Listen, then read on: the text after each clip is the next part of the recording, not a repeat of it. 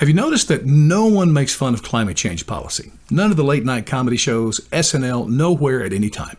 That needs to change. I mean, if we're going to be forced to submit to this bureaucratic fascism, at least make it a little sexier and more fun. I have some ideas. Now, before I share some with you, let me remind you again of my website, uobilly.com.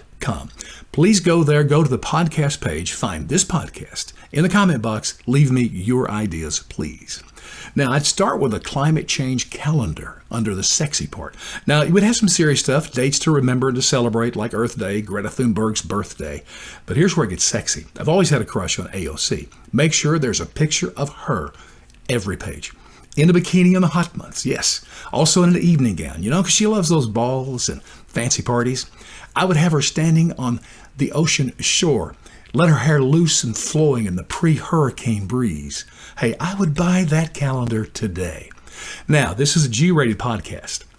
So we're talking about bedroom activity. Got to keep it light. So keep this in mind. 1, electric lights out, candles in. 2, drink wine from biodegradable containers. And the energy needed for that activity, guess what? It's green because no fossil fuels involved. You get the picture.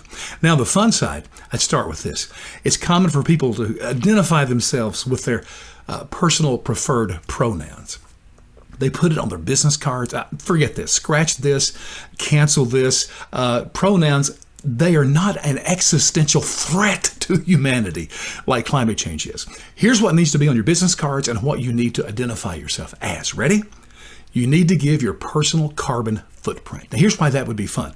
Take somebody like John Kerry, our climate czar. He's flying all over the world, giving a speech in the farthest corners of the earth about how we need to change our lives for climate change. Imagine if he had to first identify his personal carbon footprint. I mean, the guy's rich, multiple mansions throughout the world, private jets every day. His carbon footprint is probably thousands and thousands of times greater than any one of us average Americans. It would just be rich for him to have to open up with that. Also, in keeping with the John Kerry theme here, he's the one that told the Keystone Pipeline workers when fascists closed down their work there, hey, you can get a job as a programmer. They are so idiotic. Here's what would be fun. Every person that loses their job because of climate change fascism should be allowed to go work at any bureaucracy in Washington they choose. Imagine how fun that would be. For instance, get a job with the FBI so you can get involved in surveillance, listen in on your neighbors' phone calls and see what web searches they're making. Or, if you don't like your neighbor, go work for the IRS so you can make sure they get audited.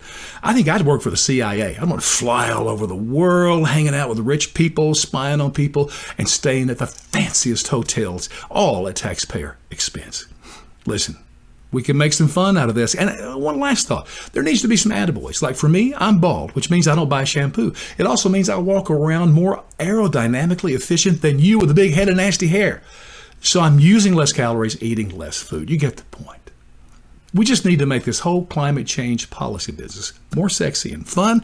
Can't wait to hear what ideas you have.